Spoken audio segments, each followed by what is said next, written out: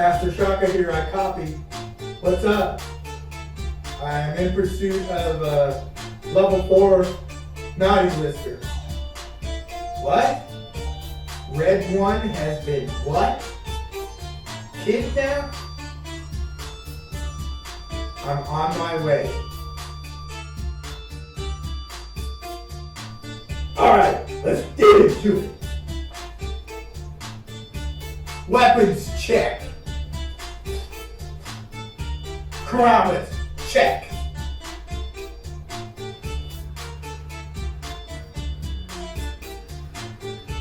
Laser pistol check.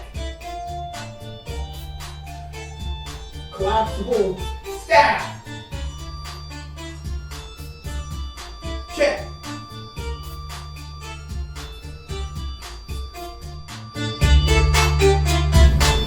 Master Shaka has a need for speed. I choose the Green Monster.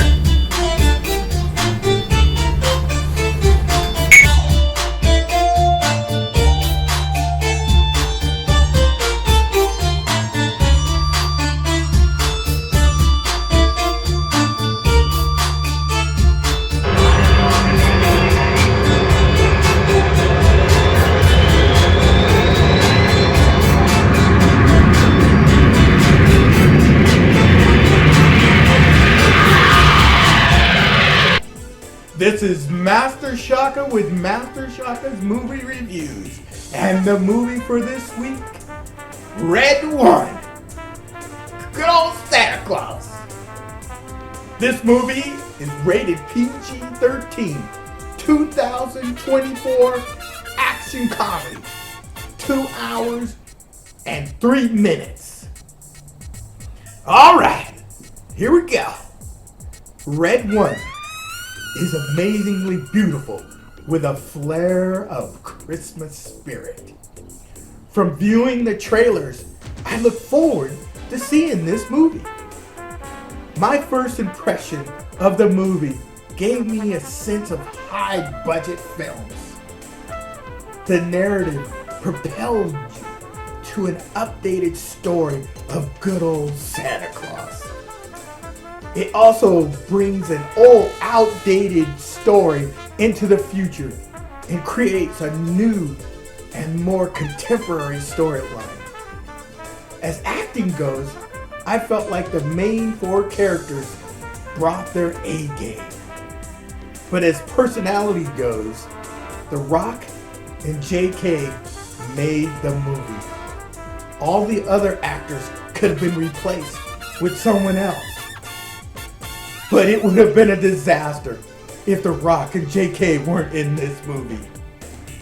I have to say, JK of all the actors really impressed me with how buff he was in this movie. The Rock is always buff. It's just something you expect from him. The movie's sound and music tugged on my heart and gave me a feeling of Christmas time. The costumes and the special effects were amazing. I love the look of this movie. The movie opens with Chris Evans, Captain America. He's an infamous bounty hunter who can find anyone.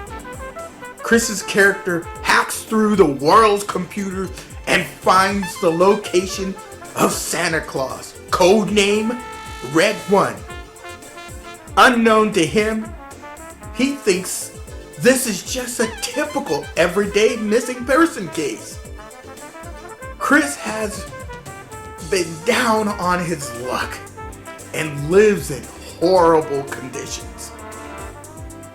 He feels sorry for himself and has no motivation to improve himself and his life because he feels like he's a terrible person and a terrible father to his only son. The Rock's character is head of the North Pole Security, ELF, which stands for Enforcement logistics, and fortification.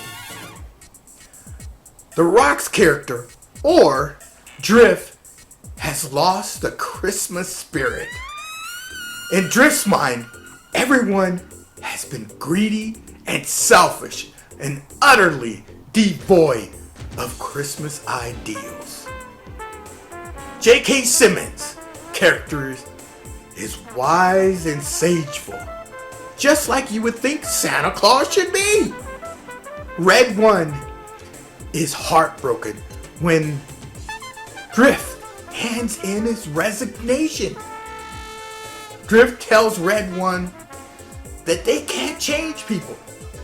Red One tells him they're not supposed to change people. People are supposed to change themselves. Red One informs Drift that he understands and that he will always have a place here at the North Pole. And this is where the movie takes an unexpected turn. As Drift walks down memory lane in his mind, he feels uneasy. He looks up at Red One Tower and sees lights going out. He calls his security team and asks if something is happening in the tower. But they tell him no. He turns around and starts running for the tower, checking in with all the other security teams. No one can find Red One. Somehow, Red One has been kidnapped.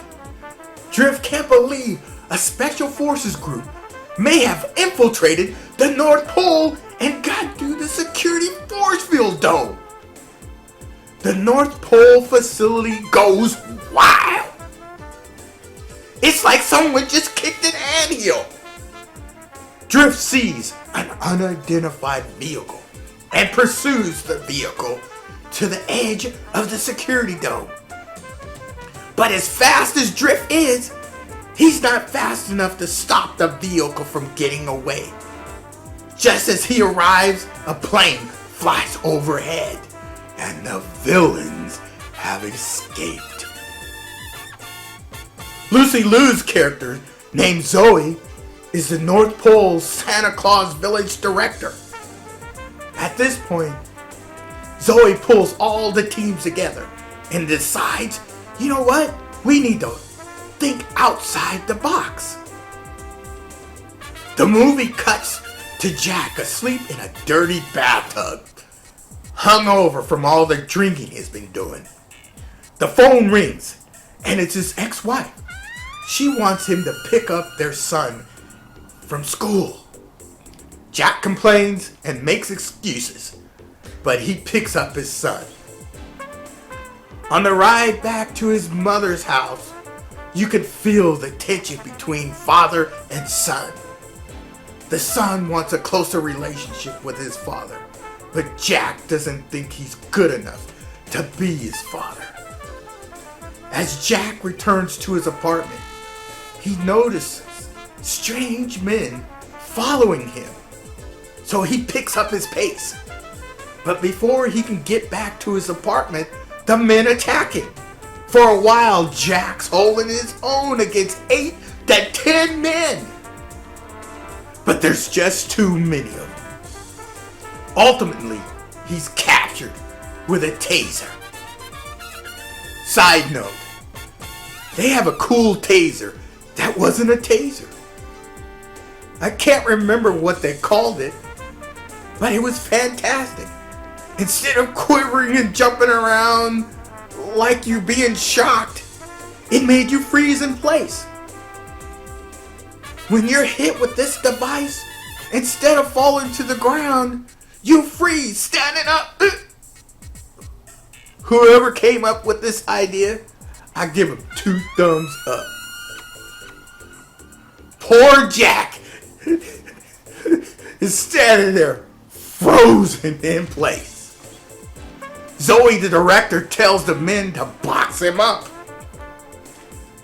Once they reach the North Pole, they open the box, and there sits Jack, handcuffed to the chair. Drift complains about Jack, saying he doesn't want to work with a level 4 naughty lister. This is where Agent Garcia walks in, a giant polar bear who can talk. He also complains about Jack. He tells Jack, "I got my eye on you." A naughty lister? Level 4? Are you kidding me? Zoe has assembled a team, and now it's up to them to find Red One. This is where Master Shaka is gonna stop. I know. Does our team find Red One? Do they save Christmas? To find out, you have to watch the movie. You know the drill. This is where we run the numbers.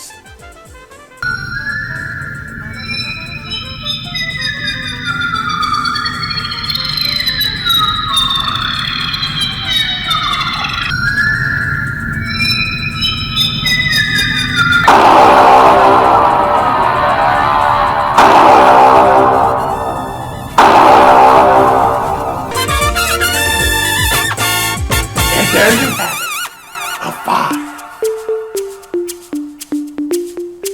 This was a $250 million movie, mainly because of The Rock showing up late to the set. I can't say this is a fact, but if it is, it makes me feel sad to hear that The Rock is becoming a prima donna. He happens to be one of my favorite action stars. Oh well, from what I read, it seems that the movie's doing pretty good at the box office. I would have liked to seen more of Agent Garcia. You know, the giant polar bear. I like this character. I thought the fight scenes were creative.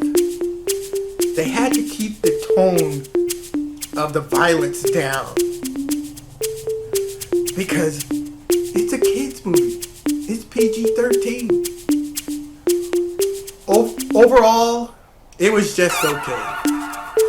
If you watch the trailers, most of the best parts of the movie are in the trailer. My favorite scene was The Rock, where he took a toy car, put it on the ground, and supersized it to a real vehicle and drove away. Well, until next time, this is Master Shaka with Master Shaka's Movie Reviews. Merry Christmas, everyone.